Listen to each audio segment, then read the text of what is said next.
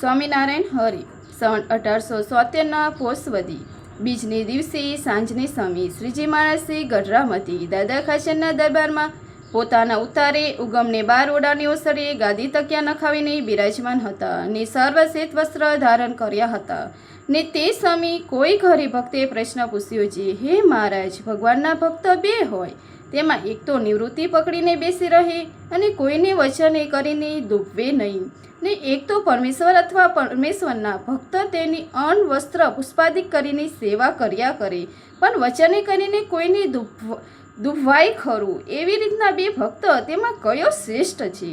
પછી શ્રીજી મહારાજે તેનો ઉત્તર કર્યો નહીં ને મુક્તાનંદ સ્વામી તથા બ્રહ્માનંદ સ્વામીને તેડાવ્યા ને એ પ્રશ્ન સંભળાવ્યો ને પછી કહ્યું છે, એનો ઉત્તર તમે કરો. ત્યારે એ બે જણે ઉત્તર કર્યો છે, વચને કરીને કોઈને ડૂબવે છે, પણ ભગવાનની અથવા સંતની સેવા કરે તે શ્રેષ્ઠ છે ને નિવૃત્તિને વિશે રહે છે અને કોઈને ડૂબવતો નથી, ને તેથી ભગવાન તથા સંત કોઈ સેવા થતી નથી.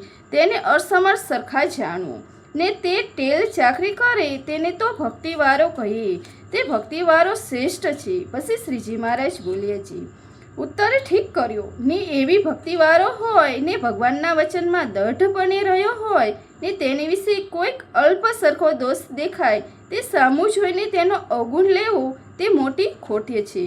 અને એવી રીતે દોષ જુએ ત્યારે તો પરમેશ્વર જીવના કલ્યાણને અર્થે દેહ ધર્યો હોય તેમાં પણ દોષનો જોનારનો ખોટ દેખાય ખરી, અને અતિ મોટો ભગવાનનો ભક્ત હોય તેમાં પણ ખોટ દેખાય ખરી, ને તે દોષને જોનારને ખોટ કાઢે. તેને કરીને પરમેશ્વરના અવતાર અથવા સંત તે શું કલ્યાણકારી નહીં? તે તો કલ્યાણકારી જ છે, પણ જેની અવરી બુદ્ધિ હોય તેને અવરું જ સૂજે.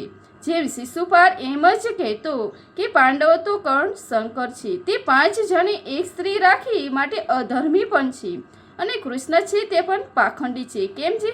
જન્મ થયો ત્યારથી પ્રથમ તો એને એક સ્ત્રી મારી, ત્યાર પછી બગલો માર્યો, વાછડો માર્યો અને મંધના પૂરો ઉખાડ્યો. તેને કરીને તેને મધુસૂદન કહે છે, પણ એને કાંઈ મધુ નામે દૈત્ય માર્યો નથી.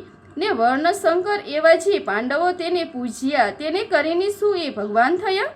એવી રીતે ભગવાનને ભગવાનના ભક્તોનો અવગુણ આસુરી બુદ્ધિવાળો શિશુપાળ તેને લીધો, પણ ભગવાન ભક્ત હતા તેને એવો અવગુણ કાંઈ ન લીધો. માટે એવી જાતનો જેને અવગુણ આવે તેને આસુરી બુદ્ધિવાળો જાણો. ત્યાર ફરીથી તે હરિભક્તે પૂછ્યું છે, હે મહારાજ, મોટા જે પ્રભુના ભક્ત હોય તેને તો અવગુણ આવે નહીં, અને જેવો તેવો હરિભક્ત હોય તેનો અવગુણ તો આવે ખરો. પછી શ્રીજી મહારાજ બોલ્યા છે, જેમ તમે સમજો છો તેમ જ્ઞાન મોટપ નથી. મોટપ તો પ્રત્યક્ષ ભગવાન નિશ્ચય કરીને તથા ભગવાનની આજ્ઞાને વિશે વર્તવે કરીને છે. એ બે વાણા જેને ન હોય ને તે ગમે તેવો વ્યવહાર કરીને મોટો હોય તો પણ એ નાનો જ છે. અને પ્રથમ કઈ એવી મોટપ તો આજ આપણા સત્સંગમાં સર્વ હરિભક્તને વિશે છે.